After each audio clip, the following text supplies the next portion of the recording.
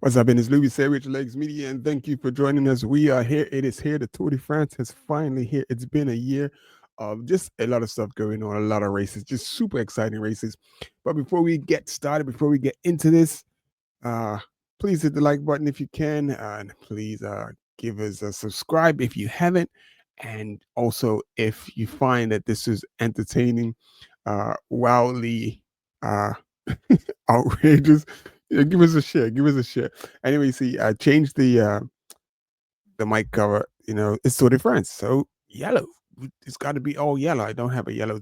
I have my Tour de France set. Next time I wear my Tour de France set. That. So this is episode 1, and then we're gonna go episodes until the day of the tour, and then we're gonna, just each stage and just rehash each stage.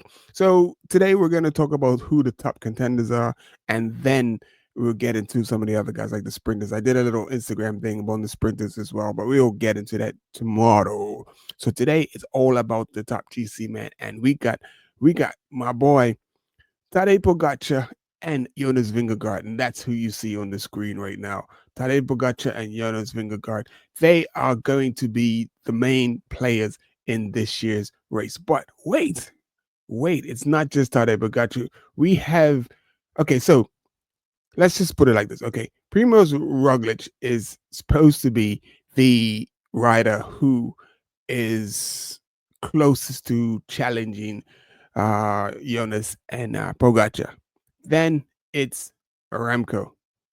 And then Remco is going to be most devastating when it comes to the time trial. There's a 33-kilometer time trial where he can get some time before the mountains. How much time he will get, we don't know, but it'll need to be a lot in order for him to stay within contention. And then there's a mountain time trial. So the mountain time trial, I think Jonas and Pogi will get theirs back in the mountain time trial.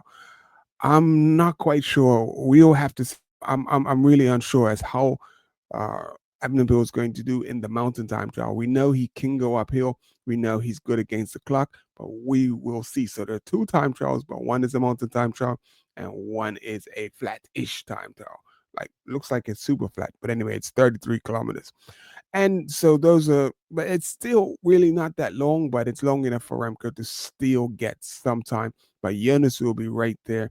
And I'm pretty sure Poggi is going to improve on his time trial as well. But I still think that Remco and Jonas are going to be the favorites so that's Remco and Jonas are going to be the favorites for the time trial, with Poggi coming in. Maybe if he may beat Jonas, he may not, but I think Remco is definitely the hands down favorite. You would put your money on Remco for that day. Now here's the thing. So I mentioned Roglic, my man Ruggy, Primos. Now someone made a little joke on Instagram the other day, so I don't want to add to it. But as long as the man can stay upright, he's in with a chance. The guy is strong. He is talented. He can turn it on when he's ready, but he's just got to stay upright, man. Stay upright and stay in the game. So he does that, and it's all to play for. Now I'm going to throw a wrench into the works right here. This is Florian Lipowitz. His name is Florian Lipowitz. He's also on Red Bull, and uh, he gave Remco a run for his money. Actually, finished ahead of Remco in the the Dauphiné. In the Dauphiné, he finished ahead of Remco. He wasn't quite at the standard of Poggi and Jonas, but he was considerably better than everyone else, including Remco. And Remco was battling out with Roglic last year. Now, the reason I bring this up, if Florian Lipowitz is of this quality and caliber of rider, and they're taking both Roglic and Florian to the tour, I don't know. I don't think Roglic is going to want to play second fiddle to Florian if Florian gets into a good position early in the uh, tour. So it's going to be like with what is his name? Isaac Del Toro and UAE with all the superstars, and Isaac Del Toro got into the best position. So it was about supporting Isaac Del Toro. And you can see it was visibly troubling UAE and some of the higher ranked riders having to support Isaac Del Toro, but they did rally in the end to support Isaac Del Toro. Now, this is the same situation I think you're going to have between if Florian is on the same type of form, because that was only a 1 week race, the Dauphiné, and the man is coming to form. I you call it, you tell me what you think, but I really, I don't know. I think personally, if I was the big boss, I love you, Primoz Roglic, but I would just like said at the beginning, I wouldn't talk about there's no dual leaders because that that doesn't, we've seen how that works out. It just doesn't work out, because who which way do you ride and how do you ride? It's just all over the place. And you're splitting the few riders that you have between two riders. And we've seen in the past where some teams had three riders that they had options for, which is crazy. But if I was the director sportive, I'd be like, look, Roglic, we love you.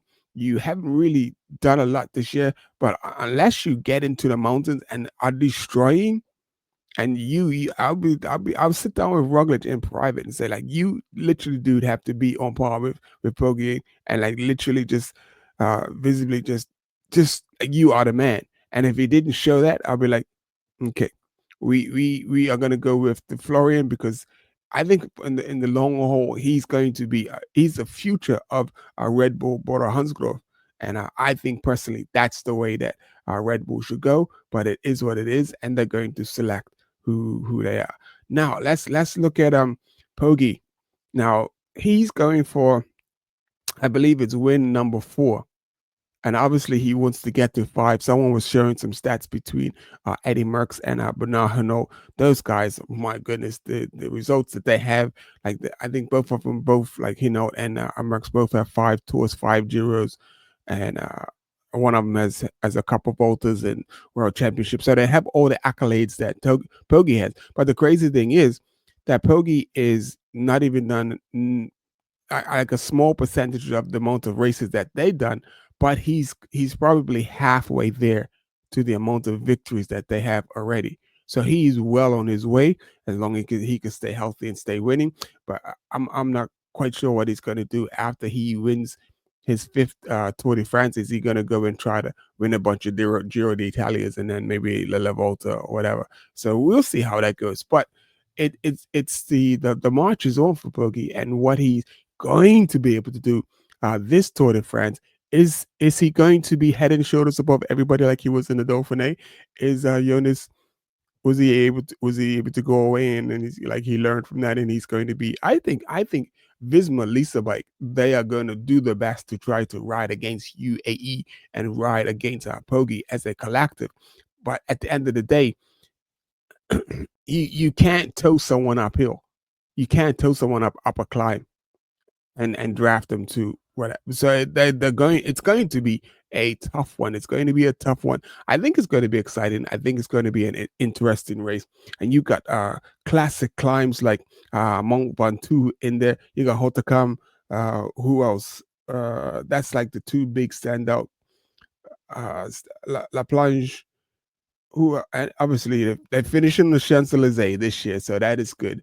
So like there's like the big ones is Mont Ventoux. That's going to be the biggest stage to watch out for. Is the breakaway going to get that, or is it going to be a win for the GC guys? And some of the names I'm not going to try to pronounce, but there also some popular. So, but then stage 1 is a sprinter stage, stage 2, stage 3, stage 4. So the opening 4 stages are going to be really, really aggressively fought by the sprinters, and we're going to get into that tomorrow, and we're going to talk about the sprinters and what's coming. And can Vinny defend his green jersey? It's going to be a tough one because all of the superstars are going to be at this Tour de France, and it's going to be. But I'm not. I wanted to say more, but hey, I hope you like the intro, the new intro, and yeah, we'll see you tomorrow in the Sloopy Say Richard Lakes Media, and that's a look at your top contenders for this year's Tour de France. You excited? I'm excited. I'm super, super, super excited. Once again, thank you for joining us, and we will see you tomorrow on episode 2, the build up for the Tour de France.